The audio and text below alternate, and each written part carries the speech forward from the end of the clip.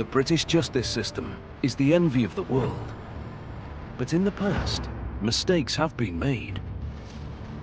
Over the last 150 years, approximately 1,500 people have been hanged in the United Kingdom. Many of those desperately protested their innocence. Some of these long-standing convictions could be a miscarriage of justice. The evidence is so overwhelming that they have to tell the truth. In this series, a living relative will attempt to clear their family name. I don't think there's evidence to show or prove that he's done it. Searching for new evidence. The only ones that look anything like it is the M. The other ones don't really add up. With help from two of the UK's leading barristers, one for the defence. There is a world of difference between an unpleasant journey and murder. And one for the prosecution. He cut off her head, dismembered her, and buried her in a place where he hoped she would never be found. They're on a mission to solve a mystery, submitting their findings to a Crown Court judge. Your Honour ought to declare the conviction for murder to be unsafe. Thank you both for your submissions. I shall consider these matters for myself. Can this modern investigation rewrite history?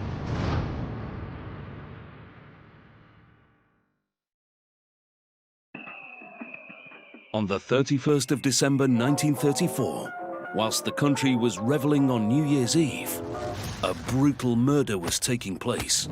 Solicitor's clerk Edward Frederick Herdman was at home in Bishop Auckland, County Durham, when he was ferociously attacked with a poker and his throat slit with his own pocket knife. It was also claimed that he'd been robbed. Police quickly tracked down a man who was known to have been in his company earlier that day. 25-year-old family friend and soldier, John Stevenson Bainbridge. Previously short of money, Bainbridge had been spending lavishly that evening. He was charged with Herdman's murder and stood trial at the Durham Assizes, desperately pleading his innocence. However, John Stevenson Bainbridge was found guilty. And on the 9th of May 1935, despite thousands of protesters gathering outside Durham Prison, Bainbridge was hanged. 2 generations later, John's relative, Louise Bainbridge, has only recently learnt about this chapter of her family history. Basically, I've just tried to do the family tree and see where we come from. And I come across this John Bainbridge. Didn't know anything about him, knew he died young. I just assumed because most of the family's in the lead mining industry, he may have been killed in an accident in the mining. Well, this is a family tree trying to work out a link between John Stevenson Bainbridge and myself. Obviously, we're all descendants of a Joseph and Hannah Bainbridge. Louise eventually discovered that her relative had in fact been executed for murder. I've mentioned it to my family, I have asked, but nobody seems to know anything about it. So I'm assuming it's just being kept a secret. The embarrassment, the shame of it all. For Louise, John's early death struck a particular chord because of the impact it would have had on his mother. I'm also a mum of a son, and I would be absolutely devastated if that had happened to me. She's now desperate to clear the Bainbridge family name. When I read about the crime, I looked at it and I thought, I don't think he did do it. Well, hopefully we will uncover the truth. The case against John Stevenson Bainbridge rested entirely upon circumstantial evidence. But was it a miscarriage of justice?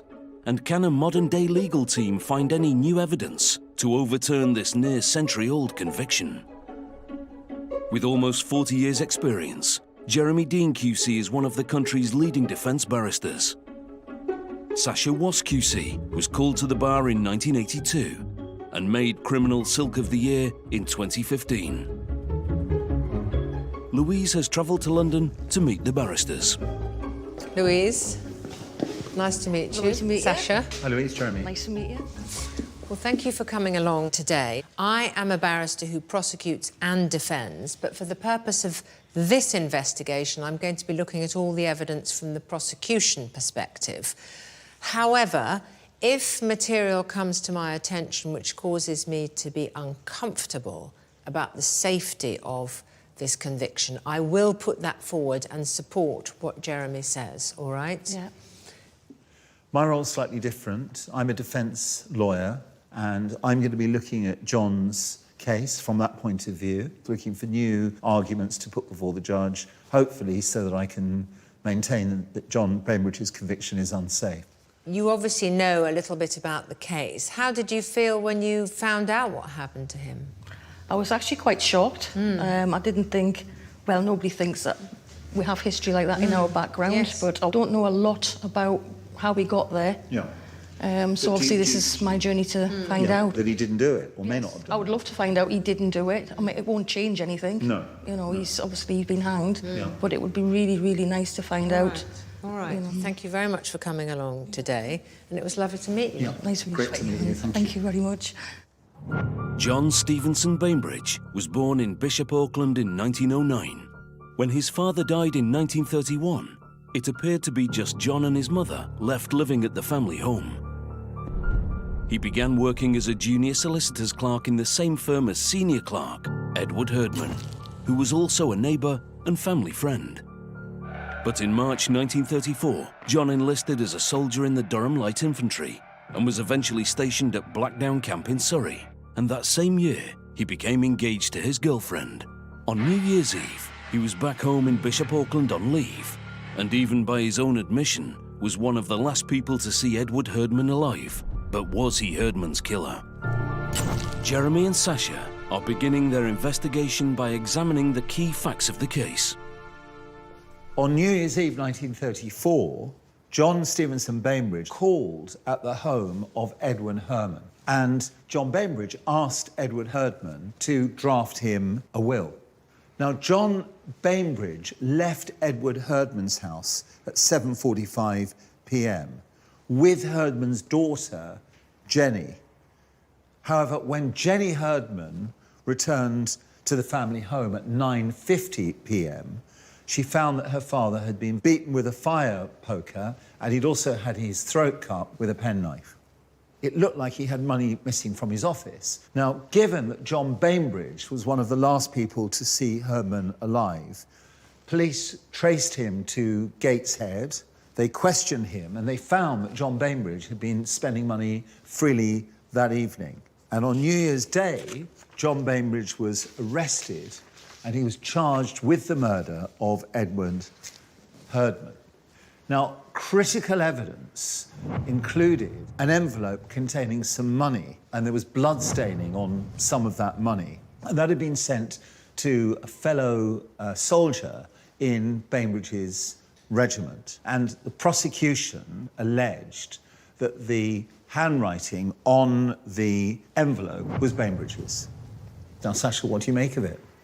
Well, with the poker and a penknife both being used as murder weapons, this was obviously a very gruesome scene. And I think we could benefit from having a forensic scientist analyse the crime scene. I also think the question of motive is important, Sasha. Did John Bainbridge really kill Edward Herdman for money, an old family friend? And of course, the handwriting on the envelope, we'll need to consult a handwriting expert on that, because that's an important issue in the case. Yes, it is, and I think we should get started.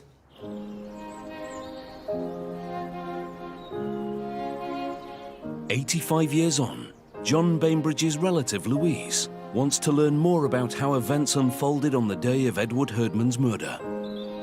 Hello, nice to meet you. She's come to Bishop Auckland to meet with crime writer John Eddleston, who's an expert on the case. We're in the street where not only the murder took place, but of course where John lived as well. It's very similar to what it was at the time, apart from all the aerials, etc., but that's what it looked like when the crime took place. Well, I would say hardly nothing's changed, pretty much identical. You've used a time machine, you've gone back to 1934.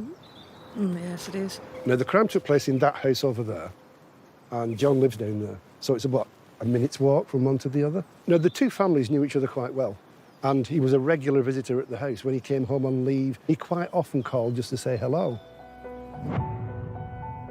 On the 31st of December 1934, John Stevenson Bainbridge was back home on leave from the army. Claiming to be anxious about the possible deployment of his regiment to the Saar Basin, he sought help from Edward Herdman to get his legal paperwork in order. He goes to the shop and buys a will form, which he brings to Mr. Herdman and says, will you draft the will for me? Mr. Herdman said, certainly, give me time, I'll write it out for you. Mr. Herdman's daughter Jane, also known as Jenny, was at home with her father when Bainbridge called in, and then left at the same time as Bainbridge in order to do some shopping. Now, the prosecution case is that when John Bainbridge left through that gate with Mr. Herdman's daughter, they walked down the street, and then when they parted, he didn't go straight in. What he did was he turned and came back and battered Mr. Herdman to death. This is showing you some of the blood spatter on the curtain. Now, the entire room is like that. There's blood spatter on the walls, the ceiling, the floor is awash with blood. Mr. Herdman was struck repeatedly with a poker. The wounds were so severe that his hands were pulped, where he's put his hands up to defend himself. The killer has then taken Mr. Herdman's own penknife off the table and used it to cut his throat. The killer has then gone upstairs and stolen some money. Later that evening, Jenny Herdman returned home to find her father's battered dead body lying in a pool of blood. Imagine the scene that greeted her eyes. I just feel it's obviously horrific. Obviously it wouldn't be in a nice place to go into. Yeah. It'd just be The shock shock. would be, instant. So her instant reaction is to run out and scream for help. The police are called, doctors are called, and when she's giving her details of her movements, she of course mentions that they've had a visitor that evening, Mr. Bainbridge, who lives just down the road. The police caught up with Bainbridge in Gateshead the following day, where he was arrested for Edward Herdman's murder. I can't see him doing it because they were friends. I can't understand why he would have done it. I feel sorry for Mr. Herdman because obviously it was a brutal crime. He must have suffered, must have been in agony. John Stevenson Bainbridge had alibis to account for most of his whereabouts on New Year's Eve. But did he still have time to carry out the brutal murder of Edward Herdman? Jeremy and Sasha are examining the reports of his movements that evening. Well, Jeremy, this is a map of Bishop Auckland in County Durham. And we can see here the crime scene, which was the address Salisbury Place. Now, we know on New Year's Eve, 1934, Bainbridge went to visit Herdman in order to make his will. And we know he left at 7:45 because he left with Herdman's daughter, Jenny. At approximately 8:15, a lawyer called Addison was turning his car round in Salisbury Place and recognised Bainbridge. No witness at trial was able to confirm Bainbridge's movements between 7:45 and 8:15. That's true, Sasha, but don't forget that John Bainbridge's mother gave evidence on appeal Yes. to say that he was at home between 7:45 and 8:05 p.m. And if so, then Bainbridge only had 10 minutes to carry out that appalling attack on Mr. Herdman. That, I suggest, makes it less likely that he was, in fact, Edward Herdman's killer. If Mrs. Bainbridge was correct. Absolutely. The evidence of Mrs. Bainbridge came suspiciously late in the day, and I am left with the feeling that there was more than adequate time for John Bainbridge to commit this murder. John Bainbridge enlisted as a private in the Durham Light Infantry, known as the DLI, in March 1934. And by the time of Edward Herdman's death, he was sitting exams to join the Army Education Corps. But does his military career offer any clues about whether he was Herdman's killer? Louise is meeting with DLI Collections Manager Gillian Kirkbride. in 1934 was a very interesting time for the DLI because they're becoming what we call a mechanised infantry, where they're getting to be trained and experiment with new weaponry and new tactics that they haven't done before. So it is a time of change. What would John's prospects be if he obviously continued in the army? Well, he's in a very good position coming into the army. He is educated. We know he's sitting examinations, so we know he's moving forward with his career. These aren't the days where you had to stay as a private because you weren't a commissioned officer. These are the days where you can come in and progress up through the ranks as well. And with that progression, he's going to get more pay, he's going to get more opportunities, he's going to get more training. So it is really a career. John sounds like a man with a lot to lose. It certainly sounds like John's at a very exciting time of his life. He's just getting engaged, so obviously he's in love and there's all the celebrations around that. But also he's in a career where he's got progression. So yes, it doesn't really seem to make sense that he would jeopardise that. He's got a lot to live for and a lot to look forward to. Despite his prospects in the army, John Stevenson Bainbridge was on an entry-level wage at the time of Edward Herdman's murder. At trial, evidence was given that Bainbridge was in debt and had recently been turned down for a loan. So did he have a financial motive to kill Edward Herdman? Sasha and Jeremy are looking at his spending behaviour on New Year's Eve. Having been extremely short of money, he was able to go straight to the jewellers to pay an instalment on the engagement ring he intended to give his fiancée. Not only did he pay for the engagement ring, but he bought 2 pairs of earrings and a baby's silver bangle.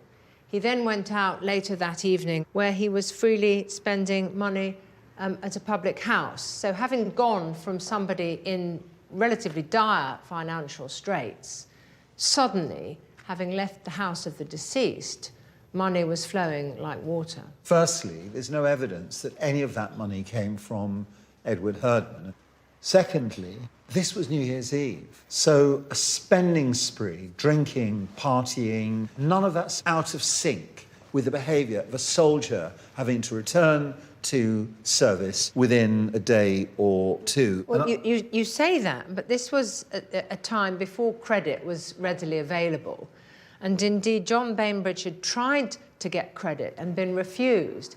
And getting hold of money to have a spending spree would really have been the problem as far as he was concerned. But he got hold of money somehow or other that night. There's no evidence that he got the money from Edward Herdman. Edward Frederick Herdman was born around 1859. He became a widower in 1926, but his adult daughter Jenny continued to live with him at his address in Bishop Auckland. By the time of his death, he was both employed as a managing clerk at a solicitor's firm and running his own insurance agency from home. Could Bainbridge have known about money kept in Herdman's house? Of course, Bainbridge had worked for him and knew his involvement with large amounts of cash.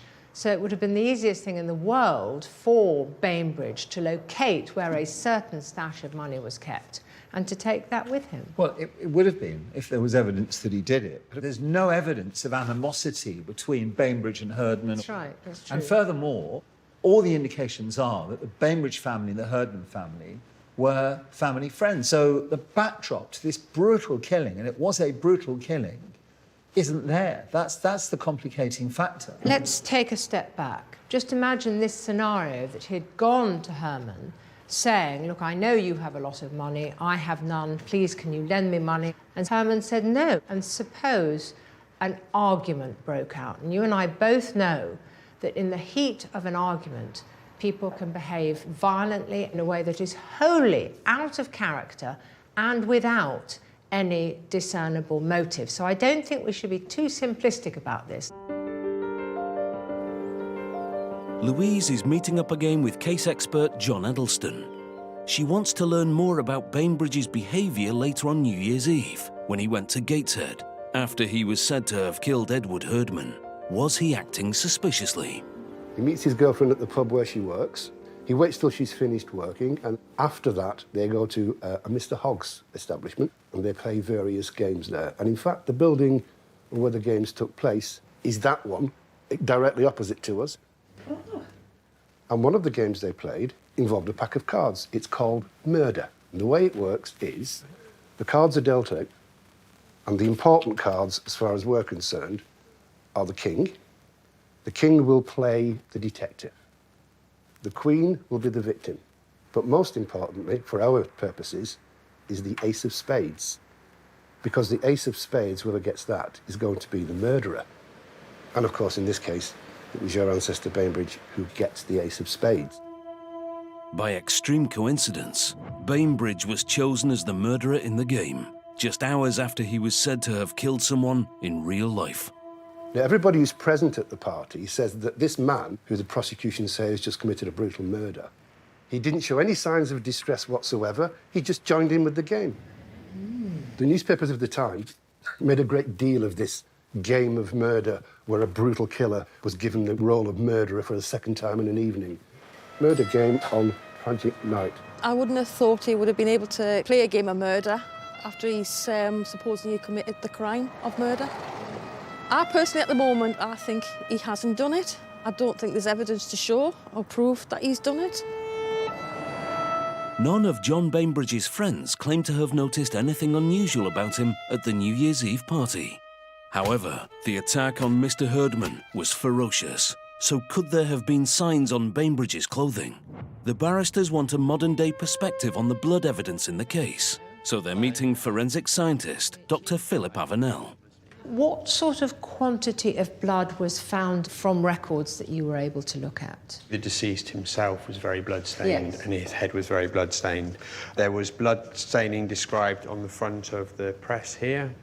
Near to the door, it talks about sprays of spots near ceiling. It also talks about blood staining in this corner on the book rack here. So there's quite a lot of heavy blood staining. Where we would like your help is somebody who committed a murder like this. How much blood would you expect to have been transferred onto the assailant?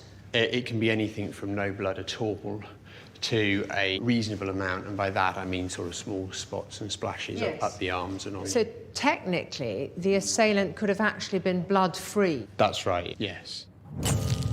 When Bainbridge's clothing was examined by the authorities after his arrest, they did find one significant bloodstain that his friends at the New Year's Eve party had seemingly failed to notice. Mr. Bainbridge's shirt had a large spot of blood staining on the right sleeve, described as the size of a shilling. The authorities found further smaller blood marks on his shirt, jacket, overcoat, and trousers. The defendant gave an explanation of having cut himself shaving. Yes.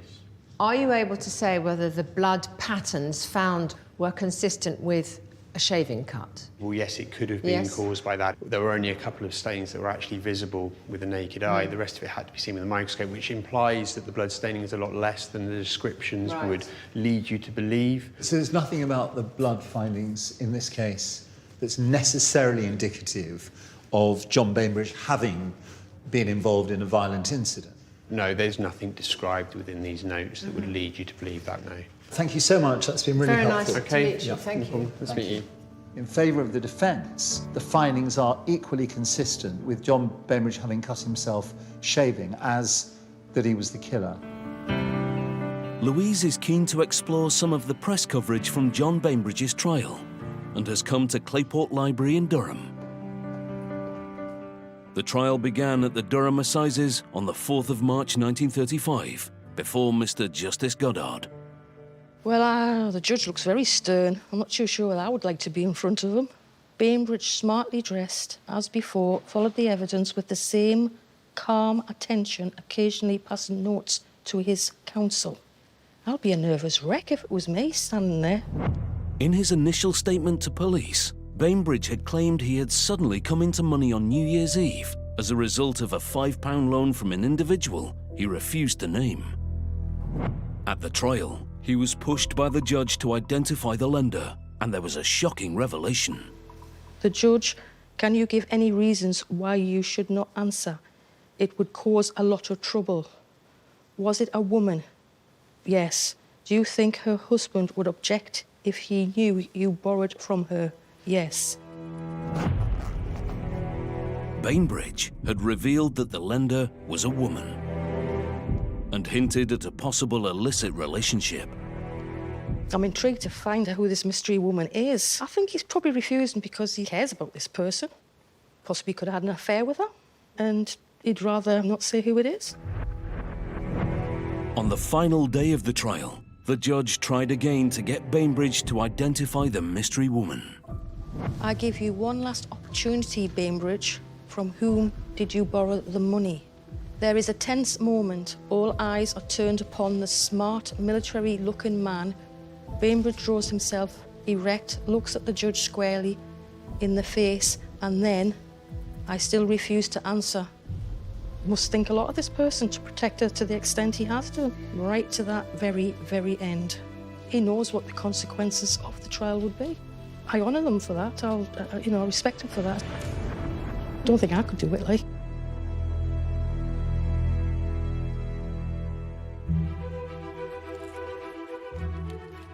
Key evidence at Bainbridge's trial was 35 £1 notes received on the 3rd of January by a friend of Bainbridge, Private Joseph McNally, who he had been due to travel back to camp with on New Year's Day. 3 of the notes were stained with blood. Mirroring Bainbridge's own movements, the notes had been mainly first issued in Bishop Auckland and recently posted from Gateshead. The prosecution claimed that it was Bainbridge who had sent McNally the money, having stolen it from Edward Herdman, along with the cash he spent on New Year's Eve. Handwriting experts were called for the prosecution and the defence to compare the known handwriting of John Bainbridge and the questioned handwriting on the envelope in which the notes had been sent. Do their findings stand up to modern-day expert scrutiny? Ruth, hello. Sasha. The barristers are meeting with forensic handwriting analyst Ruth Myers. Can I start by asking you to look at the question document? That is an envelope which appears to be almost exclusively written in capital letters. Does that put you, as a handwriting expert, at any sort of disadvantage? Yes, because it's limiting. Right. Now, the prosecution expert, William Forbes, presented a comparative table in which he took the known letters written by Mr. Bainbridge, and we have unknown writing on the envelope. And the prosecution formed the view that it was the same authorship. The only ones that look anything like it is the M. But the other ones don't really add up. The defence expert, Yes. he said that the material submitted is insufficient to establish identity. Yes. The judge at the trial rubbished what Vladimir Mansfield had said. It seems that you agree with what Mr. Mansfield told the jury. Is that right? So, yes, I think that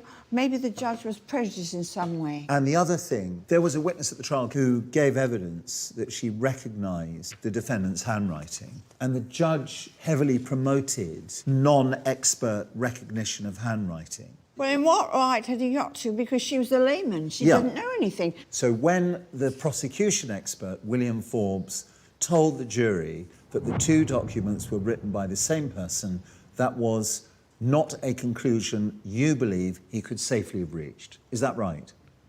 Absolutely. All right. Well, thank you so much for helping us about that. That's very clear.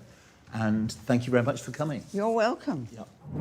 On the 8th of March 1935, John Stevenson Bainbridge was found guilty of murder and sentenced to death. Was there any hope of a last-minute reprieve? Hiya, nice to meet you. Louise is meeting with capital punishment historian Dr. Patrick Lowe. So, Louise, we're very, very close now to the site of where John would have been tried at the courts, which is just up here through the trees, and also behind that is the prison where he would have been kept until his execution date was set, basically. While he spends time in jail, there's a huge amount of effort being made by various people to try and, in some way, get a commutation of the sentence so that he wouldn't be hanged. And one of the key people behind that is a really fascinating woman called Violet van der Elst. Violet van der Elst was a prominent anti-capital punishment campaigner. She took up John Bainbridge's case and worked tirelessly to secure him a reprieve. She even put up a reward for information on the mystery woman Bainbridge claimed had lent him money, but no one is known to have come forward. There was a vast crowd, estimated between 1,000 and 1,500 people, that were packed all round here. That shows you how much Violet's campaign got people motivated and out to try and save a man's life, really. But sadly, for all the efforts, there was no last-minute reprieve, and eventually the bell tolls from the prison, and we know that John has sadly been hung. Before John's execution, his case was sent to appeal, and for the first time, his mother was called as his alibi. However, the appeal was dismissed. Jeremy has come across evidence of two fascinating letters that emerged after the appeal, which again suggest the existence of a mystery female moneylender. Could this new evidence undermine the safety of John Bainbridge's conviction? On the 19th of April 1935, his mother received an anonymous letter from a woman who said that she was writing as a married woman who lent him £5 on the evening of the murder of which he'd been convicted, and that she couldn't come forward because she was in a high position and that it would be too problematic for her from the perspective of her husband. And indeed, that letter was followed up by a further letter, albeit another anonymous letter, but confirming that a married woman was seen in a car with a man identified as Bainbridge. It seems to me that the mother would have every incentive to try and save her son from the gallows. You can see where my mind is going. Mrs. Bainbridge doesn't give evidence for her son at trial. She comes forward late in the day for the appeal, and then she produces two letters, very well timed, within days of the appeal. And it is possible that this was yet another attempt to create a new line of inquiry into her son's case. Because, I mean, the police didn't have anything to go on, did they, when it came to those letters? I accept what you say, which is that these anonymous letters have gained no support from anywhere else. The fact is, however, that they do exist. They never featured in the trial. They never featured in the appeal. It's just a further development in the case which makes me uncomfortable about the safety of John Bainbridge's conviction. They worry me.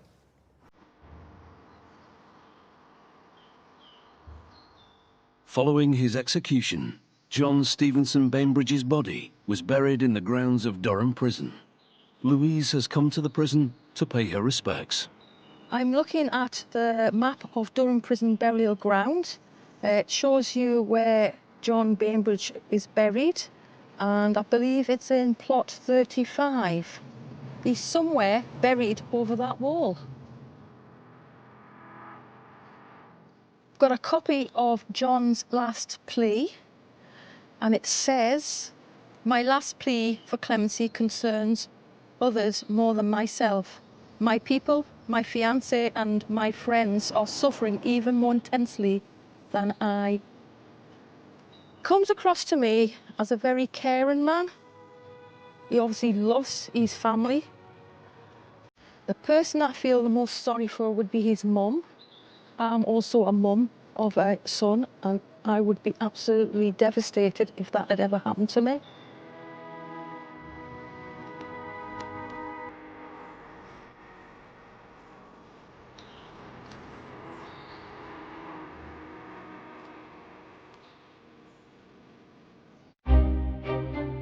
The barristers have completed their investigation and must now present their findings to Judge David Radford.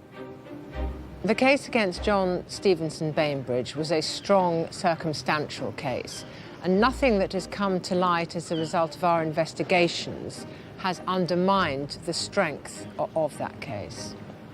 I'm certainly going in feeling that I have highly respectable arguments, specifically relating to handwriting evidence and the conduct of the judge. I'm pretty sure that Judge Radford will be troubled by what I have to say. For Louise, today could finally be an opportunity to clear the Bainbridge family name.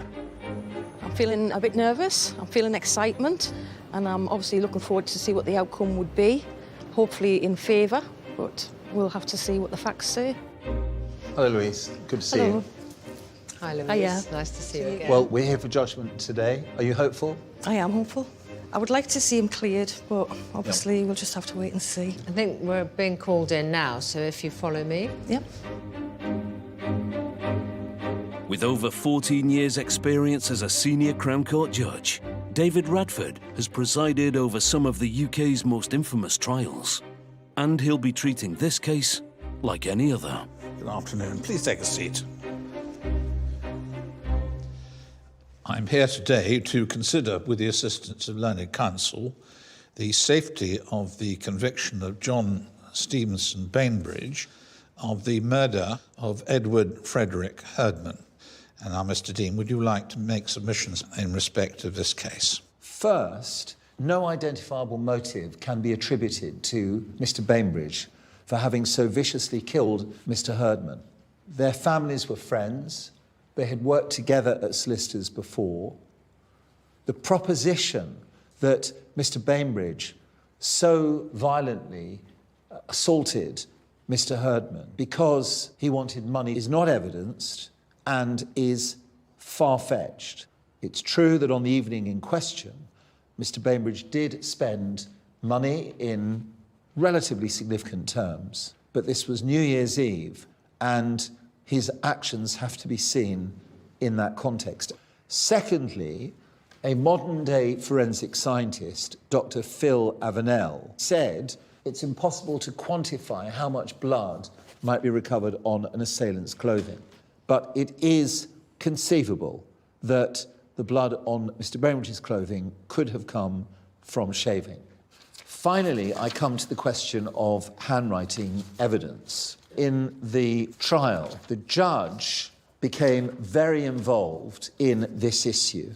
His summing up on the question of handwriting was misleading, dangerous, prejudicial, and unfair. The effect of what he said was that lay people were as qualified to make handwriting comparison as experts. The judge also criticised the defence expert whilst upholding the opinion of the prosecution expert.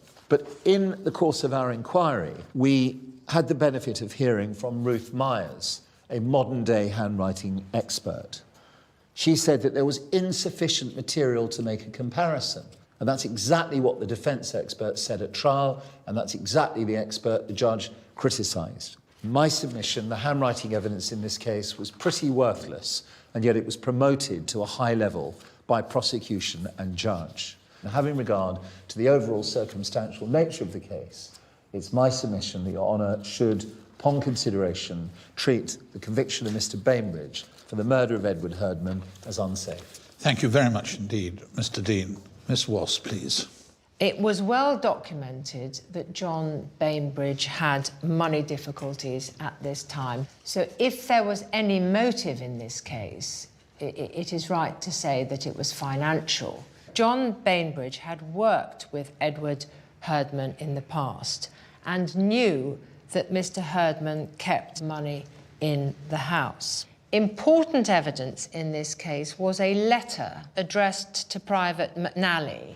The envelope contained 35 £1 notes. We have taken advice from a modern-day handwriting expert, and I accept these were capital letters being compared, and in an ideal world there would be a much greater handwriting sample. That of itself was not the basis for the prosecution saying that this was Mr. Bainbridge's handwriting. It was the combination of him being in Gateshead at the time, the banknotes coming from Bishop Auckland, and the letter being sent to the very person that John Bainbridge was to see the following day, and 3 of those banknotes having blood on them. And it was only later in the day that alibi evidence was presented by John Bainbridge's mother. After the appeal was rejected, John Bainbridge's mother presented letters that she said related to an unknown woman who had provided him with the money which he was otherwise unable to explain. There remains absolutely no evidence whatsoever that such a woman ever existed. So the circumstantial evidence presented at trial remained unchallenged, And we submit that there is no cause to certify that this conviction was unsafe. Yes, thank you, Ms. Wass. Well, I shall wish to reflect upon those submissions, look again at the relevant papers in the case, and come to my conclusion. Would you be kind enough to withdraw so I can do just that?